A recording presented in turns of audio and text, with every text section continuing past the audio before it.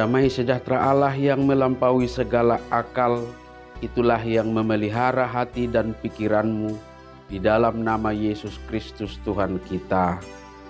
Amin. Shalom, selamat hari Minggu, saudara-saudariku, sahabat renungan harian yang dikasihi Tuhan Allah. Firman Tuhan yang menjadi nas khotbah dan renungan untuk kita hari ini Minggu Rogate tanggal 14 Mei 2023 tertulis dalam Filipi pasal 4 ayat 1 sampai dengan ayat 7. Mari saudara-saudariku kita simak dan renungkan firman Tuhan. Saya membacakan untuk kita demikian.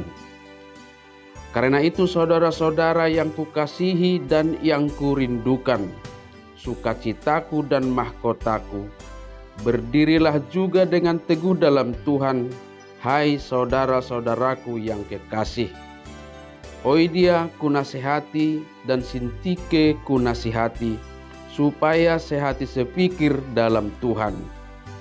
Bahkan kuminta kepadamu juga Sunsugos, temanku yang setia, tolonglah mereka, karena mereka telah berjuang dengan aku dalam pekabaran Injil, bersama-sama dengan Clemens dan kawan-kawanku sekerja yang lain, yang nama-namanya tercantum dalam kitab kehidupan.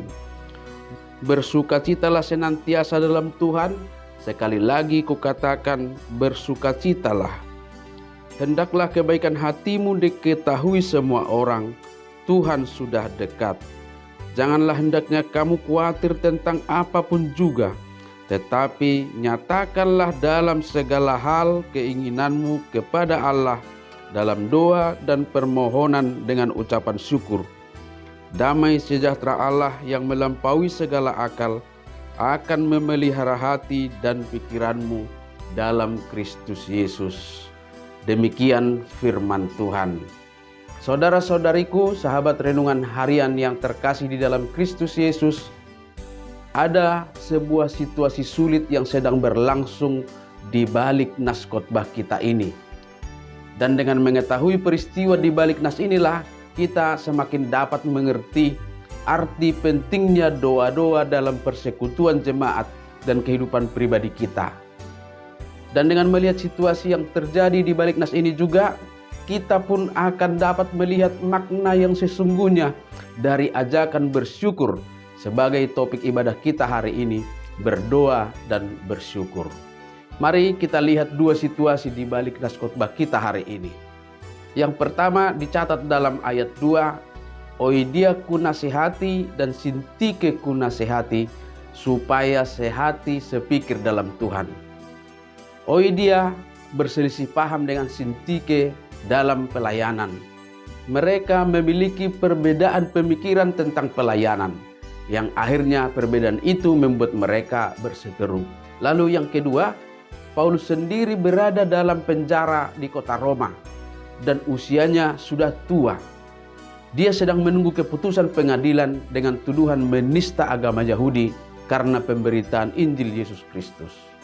Saudara-saudariku, selisih paham antara Oidia dan Sintike adalah gambaran kehidupan berjemaat dan gambaran kehidupan sosial kita sehari-hari. Pasti ada saja hal yang membuat kita berselisih paham, berbeda pendapat, berbeda karakter, berbeda banyak hal, dan akhirnya berselisih. Sekarang ini terlalu mudah kita temukan kata-kata manis dan pujian dalam persahabatan. Tetapi semudah itu juga kita menyaksikan permusuhan. Semudah itu juga kita menyaksikan perselisihan sampai kepada kehilangan solidaritas dan kepedulian. Lalu bagaimana perselisihan bisa kita redam dan hentikan? Untuk menjawabnya kita perlu memberi perhatian kepada kata di dalam Tuhan yang disebutkan sebanyak 3 kali, yaitu dalam ayat 1, ayat 2, dan ayat 4. Dan kata dalam Kristus Yesus yang dituliskan dalam ayat 7. Dalam keempat ayat itu dituliskan, berdirilah juga teguh dalam Tuhan, sehati sepikir dalam Tuhan, bersukacita dalam Tuhan, dan damai sejahtera di dalam Kristus Yesus. Kata di dalam Tuhan dan dalam Kristus Yesus memberi makna bahwa dalam hubungan antara manusia yang sering berbeda itu, berbeda pikiran, berbeda cara, berbeda hal-hal lainnya, selalu dapat dipersatukan oleh figur atau oleh sosok yang menjadi pemberi mandat kepada mereka yang melayani. Itulah Yesus Kristus Tuhan kita. Maka sebagai anggota jemaat dan sebagai pelayan, kalau kita mengaku bahwa figur Kristuslah yang menjadi alasan kita untuk hadir di dalam gereja, kalau Kristuslah yang menjadi alasan untuk melayani, tentu perbedaan pikiran dalam pelayanan antara pelayan, antara jemaat tidak akan pernah berakhir menjadi perpecahan. Perbedaan itu tidak akan pernah mengubah sukacita kita menjadi perseteruan, karena kita memiliki tujuan yang sama, yaitu Yesus Kristus Tuhan kita.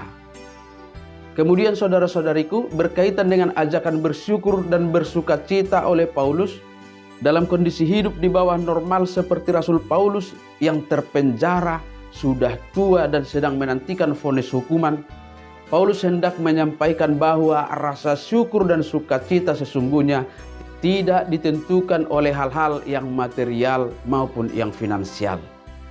Karena secara sederhana, fakta menunjukkan bahwa orang yang hidupnya berkelimpahan harta dalam waktu yang bersamaan bisa benar-benar menjadi orang yang paling malang dan orang yang paling gelisah. Sebaliknya, orang yang hidup dalam lembah kemiskinan justru dapat merasakan sukacita. Orang dalam keramaian bisa merasakan kesepian yang mencekam. Sementara orang yang dalam suasana sepi justru merasakan kedamaian dan sukacita, sehingga dia boleh bersyukur. Orang yang tidak memiliki persoalan justru dapat mengalami kekecewaan hidup. Tetapi orang yang hidupnya penuh pergumulan dapat mengalami ketenangan batin. Bahkan satu hal yang perlu kita perhatikan dalam kondisi Rasul Paulus, ia sendiri benar-benar kehilangan keadilan oleh karena dizolimi oleh penguasa Romawi, sehingga tidak pernah lagi diberikan kesempatan untuk membela diri dalam pengadilan. Tetapi sekalipun harus kehilangan rasa keadilan, ia yang terpenjara itu justru mengajak orang-orang yang ada di luar penjara, orang-orang yang hidup bebas, untuk bersyukur dan bersukacita. Ini artinya seorang yang berfokus kepada Kristus, yang walaupun kehilangan rasa keadilannya dalam hidupnya, tidak akan serta-merta kehilangan sukacita dalam dirinya. Itulah nilai kekristenan kita. Lalu bagaimana dengan kita, saudara-saudariku? Baiklah, kita masing-masing akan merenungkannya dengan prinsip bahwa seseorang yang diam dalam Tuhan, walaupun dalam berbagai pergumulan hidup, tidak akan pernah kehilangan nilai-nilai baik dalam dirinya. Nilai-nilai baik yang ada dalam diri kita itu sangat jelas diuraikan dalam nas khotbah kita hari ini. Yang pertama, dia akan selalu berjuang menghadirkan damai dalam kehidupan sosialnya. Dan dia akan berjuang untuk mendamaikan sesama. Seperti Paulus, seperti Sun Sugos dan Clemens yang disebutkan oleh Rasul Paulus. Jika kita hidup di dalam Tuhan, maka saya dan saudara-saudariku semuanya juga ada di dalamnya. Menjadi peacemaker, bukan troublemaker. Yang kedua, dia akan selalu menjadi orang-orang yang penuh rasa syukur dan penuh sukacita. Paulus kehilangan keadilan, kehilangan kebebasan, bahkan kehilangan kesehatannya karena dia mengidap sakit penyakit. Namun tidak pernah kehilangan sukacita dan rasa syukurnya. Kiranya kita juga yang mungkin dalam keadaan bergumul oleh karena kesehatan, oleh karena kehidupan ekonomi dan berbagai pergumulan lainnya, tetap setia di dalam Tuhan, sehingga tidak pernah kehilangan rasa syukur dan sukacita. Yang ketiga, dia akan selalu berusaha menebar kebaikan. Kebaikan kita perlu diketahui orang, tetapi bukan dalam rangka pamer, melainkan dalam rangka memotivasi supaya orang lain meneladani kebaikan itu. Yang keempat, dia akan selalu jauh dari rasa khawatir. Sebab orang-orang yang diam di dalam Tuhan akan selalu mencurahkan isi hatinya dan pergumulannya kepada Tuhan lewat doa-doa dan permohonannya. Dan yang kelima, orang-orang yang hidup dalam Tuhan, hidupnya akan terpelihara oleh damai sejahtera Allah, yaitu damai yang melampaui segala akal di dalam Kristus Yesus. Kiranya kita semua adalah orang-orang yang masih tetap diam di dalam Tuhan meskipun di tengah-tengah pergumulan hidup kita, supaya kita menjadi orang-orang yang selalu bersyukur dan selalu bersukacita di dalam Tuhan. Amin.